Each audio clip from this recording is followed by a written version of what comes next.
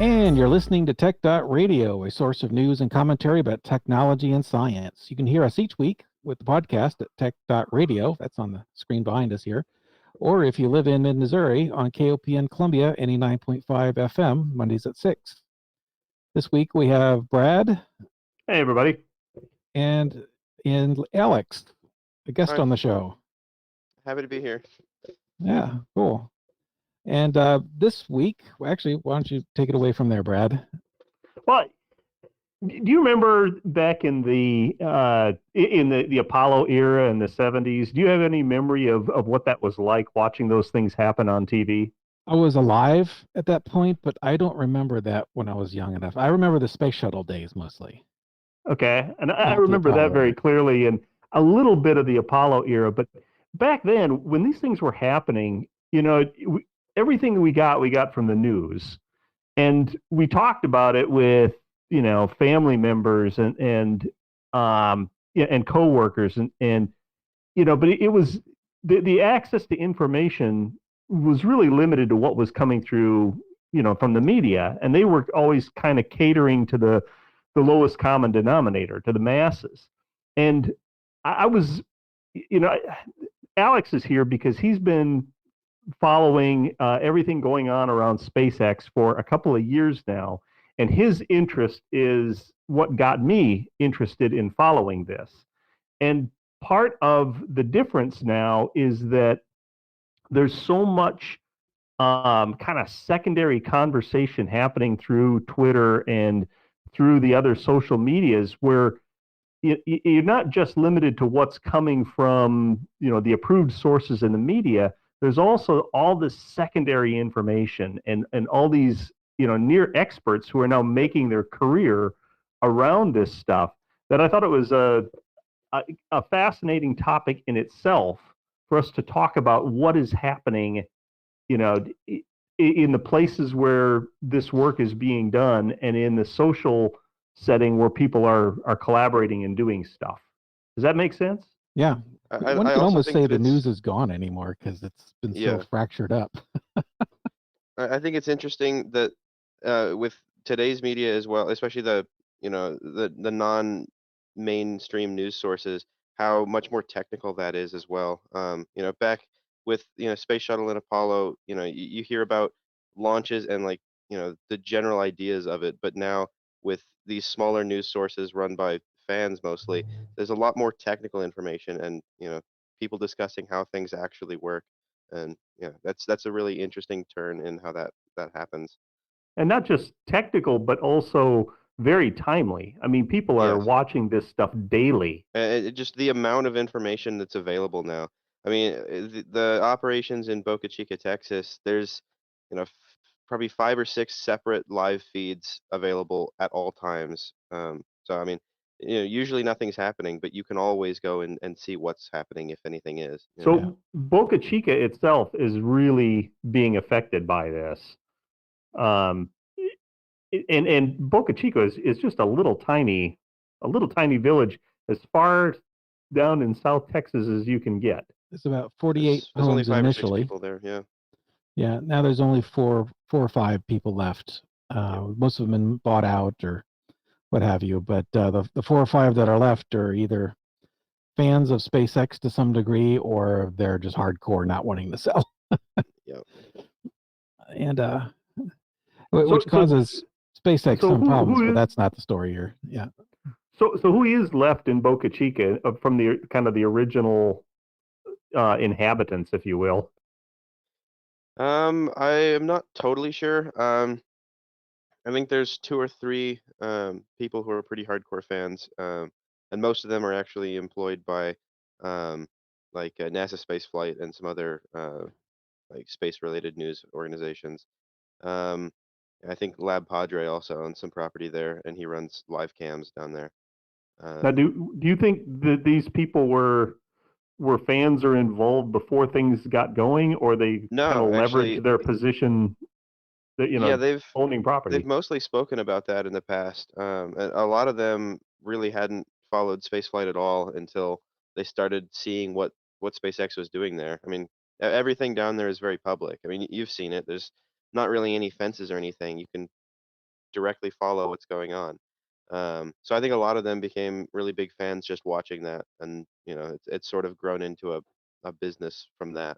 Yeah, well, and the one that I know the most about is Mary, Hmm. her also called Boca Chica Girl. That's her Twitter handle, and Right. she actually was not a fan of SpaceX. I mean, she didn't dislike them either. Just was not a space following fan. But when she started getting notices about the upcoming launches, basically warnings to the residents that their windows might break and there's going to be a Which I don't think limited has people that can happened, come but into the yeah. area. Yeah, it never has happened yet, but it could. I mean, a Yeah. big enough explosion off the pad, you might get that. But she became involved with it because she's providing the notice information to the community. She was on Twitter, Yeah. and the community really reached out to her, and she became, how can I put it, more friendly to the community as a whole. She really Yeah. likes the people that are getting information from her, and so it's been a kind of a feedback system where she's been helpful and they've been helpful to her and that kind of stuff. So she doesn't want to sell because she still wants to be part of that community. Yeah. So she's definitely not upset that SpaceX is there. Yeah. But I think most of the people that were really upset about it have sold their buildings. Yeah. And especially, I mean, there's a huge list of downsides to staying there if you aren't interested in space flight, and a huge buyout offer if you want to leave. So I think most of the Yeah. people who aren't friendly to SpaceX have already gone. Um, but yeah. Well, Yeah. now we actually visited. We went down there at Christmas, and the I think there was, well, we certainly thought that at some point everybody would be bought out and gone, but we also saw, I mean, SpaceX was building out an old gas station, I think, as a restaurant, and Mm, and starting to put at least some infrastructure in place that let the tourists get close and see what they were doing without interfering. And it doesn't seem like they're on a path now to push the tourists away. They seem to be doing things to make it easier and safer and more interesting. yeah.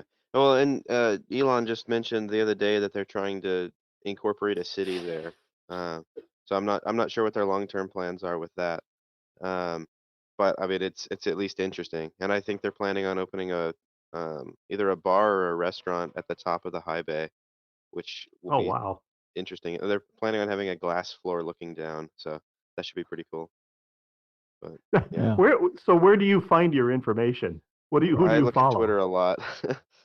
But yeah, so I follow Elon Musk on Twitter, and then there's several other big players on Twitter. Everyday Astronaut, Scott Manley, um, like Lab Padre, a couple of others that post a lot and have pretty reliable information. And then there's some other really good sources. Like Everyday Astronaut has a really good Discord channel. There's several hundred people on there that are pretty, or well, at least most of them are pretty knowledgeable. Um, and then Um, yeah. Lab Padre has their cameras and everything, and yeah, RGV And Aerial so Photography. Yeah, I was going to say somebody's doing flyover photography, so you can see yeah, what changes on the ground. yeah. Yeah. RGV does flyovers usually once or twice a week, and then posts those photos. That lets people get a lot more pictures than you'd be able to see from the ground usually. Yeah. But yeah, That's probably the big difference between now and the Apollo era or even the space shuttle era. I yeah, mean, they let people on the beach watch this stuff from a distance, but they, on this show we've many times said that privacy is dying, and that's usually cast in a negative light. But in this case, there's no there's I'm sure there still is secrets at yeah. SpaceX, but boy, not a lot of them Yeah. because Well, and they're pretty protective about some of their IP. Like, yeah, you're not going to see much about how like their engines operate or anything like that, or their avionics. Um, but I mean, they're pretty open about people seeing their build site, and you know, I mean that's there's two big differences in terms of that from like the space shuttle. I mean, A, you can't really fly over and see what's happening at the space shuttle launch sites usually, and B, everything with the space shuttle was built indoors, so you can't see that anyways. With SpaceX in Boca Chica, everything is being built out in the weather. So, even if they wanted to hide it, they can't. So it's just a very open environment there. Yeah. Mm. They seem to have embraced to some degree that openness, Yeah. which is unusual in the space Yeah. industry. And honestly, I but, kind of think that the whole industry is starting to go that way. Like almost all of the main launch providers have started to do hosted webcasts for every launch, and they're starting to put lots of effort into that. Their whole media presence has increased quite a bit over the past couple of years, which is a really big shift from what it was, back in the shuttle era and especially the Apollo era, where secrecy was everything. yeah. Yeah, I mean, and they're getting goodwill from it. I mean, you're Mhm. getting free publicity and coverage, and I mean, it's been a net good thing, I would think, for SpaceX. Yeah. Well, and SpaceX is kind of setting a new bar in the sense that, I mean, I think if you'd seen NASA make a mistake during one of their tests back in the day, they would have ridiculed NASA and taken the budget away. Yeah. Whereas SpaceX doesn't care because it still has customers, and so Exactly. it just Yeah, doesn't. and they're a private organization, so yeah, they can screw up on their own dollar. So Yeah. yeah, NASA Yeah. is always under tons of public scrutiny, so any problem is big. But even NASA these days has hosted webcasts for most of their stuff, even some of their tests. Like SLS had their green run test of the main booster for SLS, and actually that was a partial failure of a test, but they still had a webcast and everything, that's also very new for NASA. Yeah. Honestly, I think that's a great thing to be showing the failures as well. I Yeah. mean, it is part of the process. Yeah. Well, and honestly, I think it's probably better for NASA to show some of their failures, but still get more, public engagement. NASA's always had an issue with getting funding from Congress, and a big part of that is that the public, was never very involved and didn't really care. So it's hard to ask for money when, the public doesn't care. So getting more public engagement, even if they see some failures every once in a while, still helps them in the long run. So, And yeah. I kind of think that the public doesn't care thing. I mean, if the only thing you ever showed were the successful launches, the first couple of those are interesting, and then it quickly becomes boring. And Yeah. the thing is, the more they've shown from Boca Chica, the more interesting it's become, at least to those of us that are watching it. Well, and actually, that brings up a good point that, like, in the past with the mainstream media, once we landed on the moon, the mainstream media stopped covering it until Apollo 13. Big issue. So after NASA does something important, you never see their other successes. You only see their failures over mainstream media. So the public sees it in more and more of a negative light. Covering it themselves, or putting out their own information, helps to balance that out a little bit. Most of the stuff that we see from the smaller news organizations is the good stuff. You don't, the news only covers the bad stuff. So, yeah. Yep. Although depending on the outlet, they still do that with. Oh yeah, I can't 100%. tell you how many stories have gone out about how the whole plan of going to Mars one day has been canceled because the last explosion at SpaceX. Yeah. I mean, really? especially like the last launch was a total success, but you look at the news and they'll begrudgingly say that it successfully landed, but then it exploded. So that's what you need to remember. Yeah, it's easier So, to sell John, news than bad things. Yeah. what is happening with the? You said you had found some research about the Boca Chica City Council. Well, not the city council in Boca Chica. I don't know that Boca Chica is big enough to have a city council. Well, This is yeah. Padre Island. Let me see if I can throw this onto the screen here or not.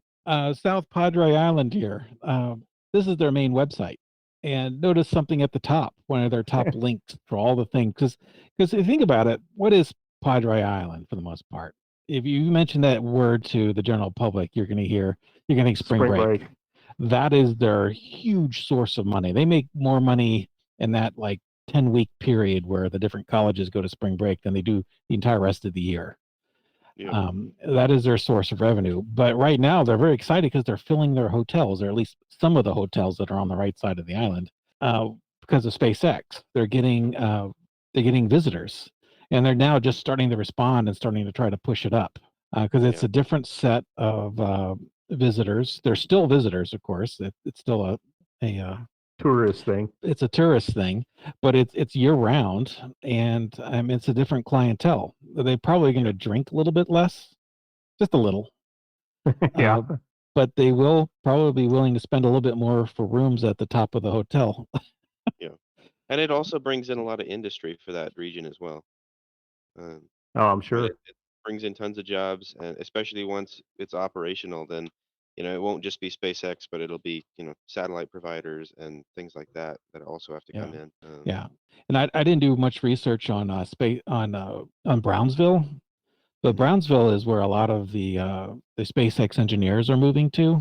Brownsville I've known about for a long time because it is well known for being one of the poorest places in the United States. I don't think it was like top poor place. I'm just guessing that's probably in Mississippi somewhere, but I'm gonna get angry notes from Mississippians now. But it's it was not a well-off town. It had a lot of challenges ahead of it, and then suddenly this thing came out of nowhere when SpaceX announced that they were coming in, and not Yeah. into Brownsville itself, but that's the largest nearest city, And and it's so very close. Yeah. yeah, very Yeah, close. it's And so right across the it's bay. going to change Yeah. the very nature of Brownville, which of course is making them very happy. It's good for them in terms of both economics, but also possibly because it's very inspiring to school children to see rockets going off just south of the city. Well, then there were And, other things too. I mean, the Port of Brownsville, they were doing, I believe they were servicing oil rigs before SpaceX came down. That was one of the things they were doing. And now SpaceX is buying up some of the old rigs and outfitting them as platforms for launching at sea. And they have two down there right now that I think are in process. Yeah, one's in Brownsville and one I think is on its way. I think it's in Mississippi right now. yeah. Yeah. So it looks like this is going to be the new Space Coast in some Mhm. degree. I mean, once not Mars, excuse me, once the SpaceX starts really ramping up production and launches, Yeah. with all the new launch pads they're putting in, as well as the more remote ones on the out on the water.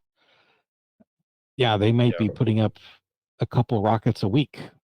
Yeah. That's I busy. think their long-term plans are not to launch from Brownsville that much.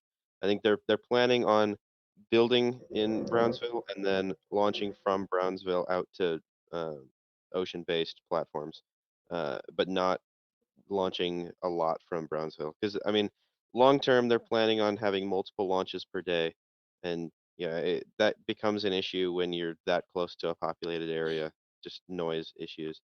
Um, but I mean, even if they're only launching new ones, I mean, they're planning on cranking them out really fast. So I mean, it'll still be, you know, at least a launch a week long term. But yeah, Yeah. And in fact, it's my understanding and this is all rumor mill, because I have had this stuff, is people who kind of sort of information that's from the inside, but sometimes not. So take this with a grain of salt. It's my understanding they don't plan on shipping them out to those launch platforms no, either. They're going to do no, short hops. they're planning on launching them uh from Boca Chica and then just flying them out to the platforms. There's no reason to ship them if they can just fly there. Yes and no. I mean, they just went through a lot of work to ship the space shuttles in the old days and that kind of stuff They because did, yeah, they didn't and I want to mean, launch. They didn't want to light those engines. yeah, well, and the space shuttle was not meant to be rapidly reusable. So I mean, it was reusable, but it had to be refurbished between flights. This hopefully will not have to have any work done between flights. Um, so they should be able to just fly it directly to it and then just put it right back on the launch mount and go. They're That's the not there. goal anyway. To get it to the almost like the airplane model, you refurbish the engines so many, you do refurbish the engines on an airline, but on an airplane, but you do it after so many hours of usage. You don't do it Yeah. every single time. That makes sense because if you think about it, airplanes, there'd be no airline industry if we had to refurbish the engines every time you Oh, took off. exactly. Yeah. But yeah, there's more going on than just SpaceX. There are and a lot of this community that is now I think a good example is Everyday Astronaut, who's got a fantastic story of his own. I mean, this is a guy who started out as a wedding photographer and started following and then doing videos about all things space related because he was interested in it. It's now become a full-time career for him. But he's following more than SpaceX. He's following what is it, Electron? Rocket Lab and Electron. Rocket Lab and ULA and Blue Origin.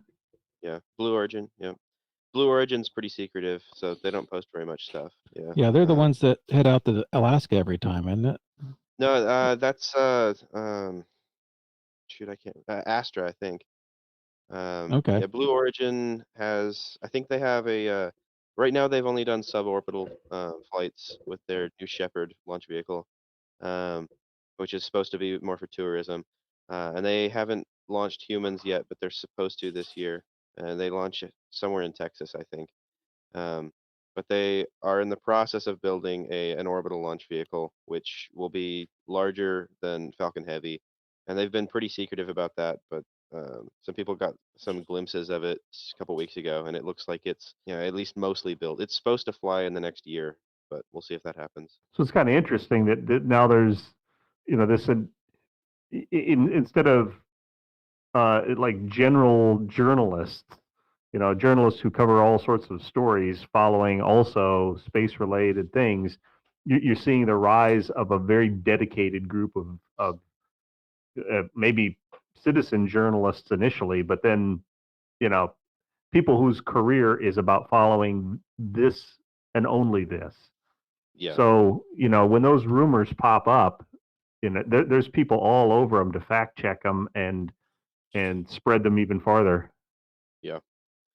I'd say there's probably at least 10 of those that are, that's like their full-time gig, and they're very knowledgeable. And then, past that, there's hundreds of people who, follow it very closely and do fact checking. Yeah. But yeah, it's definitely a large and growing community.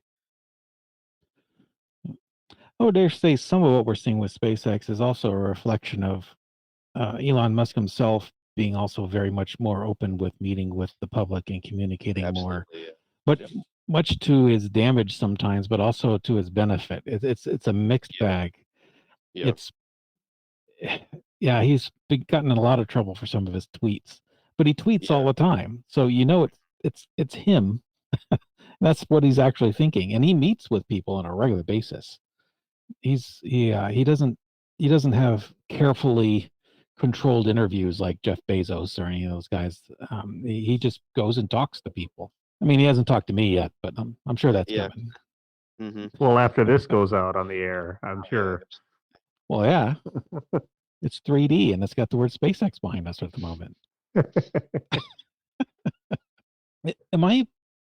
This is way off topic, but does it look like it's getting dark outside right now in this virtual area?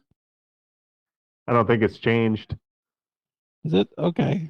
I swear it's like I actually looked into it. I actually looked into it to see whether you could link the sky dome of these environments to a real clock and location so that it would do that. And I couldn't see how you could configure it that. The sky dome is a fixed time and latitude. Oh, okay. Interesting. So we'll have to get some software coding out here pretty soon. Yeah. We'll get that fixed. For those that are on the radio and can't see what we're doing, we are once again in Mozilla Hub this week.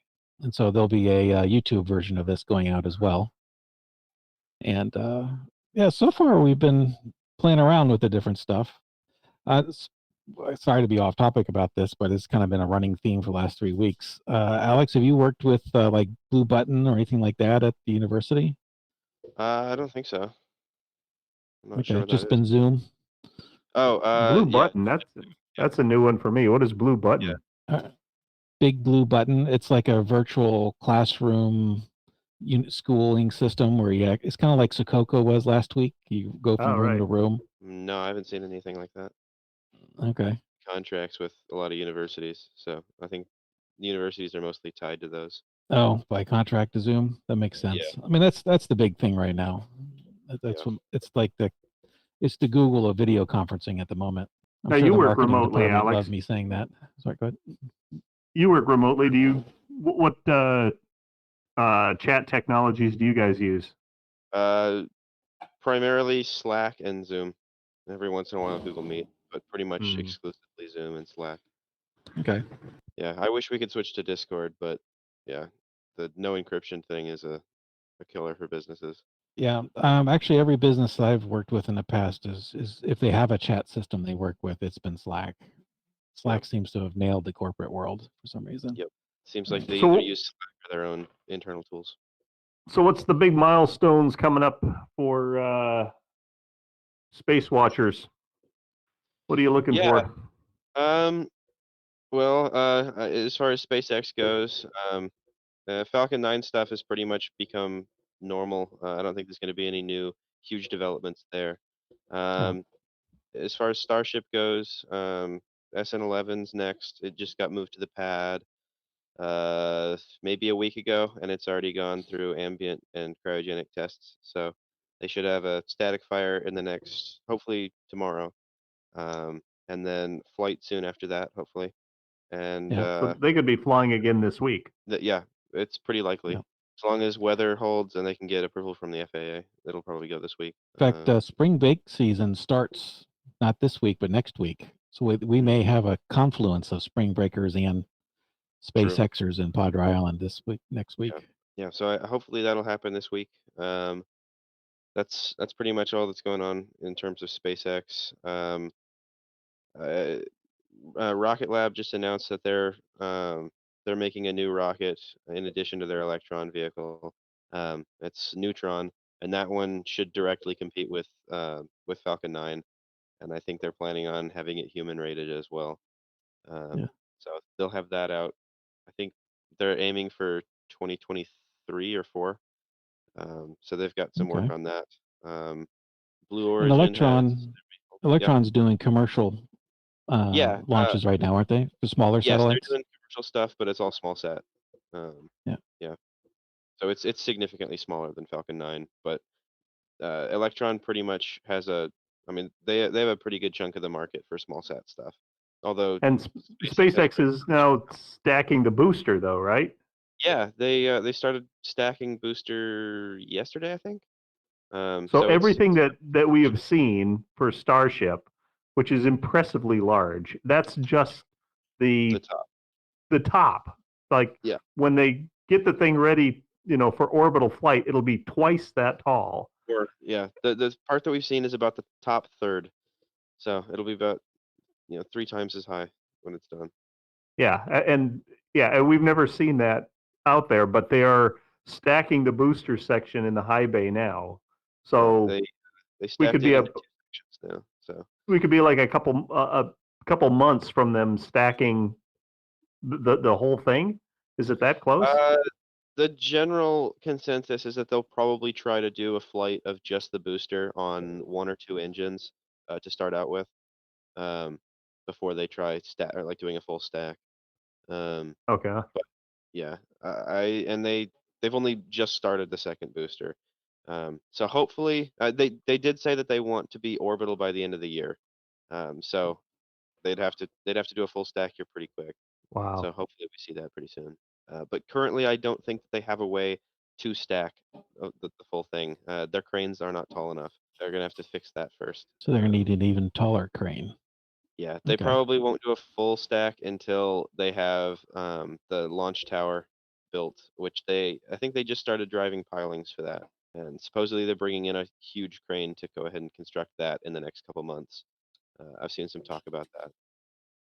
So a crane bigger than Tankzilla? Yeah, that's what I heard. Should be there in the next month or so. And I just saw some plans for the expansion of their launch site, and it's going to be at least twice as large. They're building redundancies for pretty much everything. So 2 launch mounts, 2 launch towers, 2 pads for landing. It's going to be huge. Well, those are the stories for today. Actually, more accurately, the stories about SpaceX. And thanks again, Alex, for joining us this week. Yeah, thanks for having me. Thanks for listening, and as always, take care.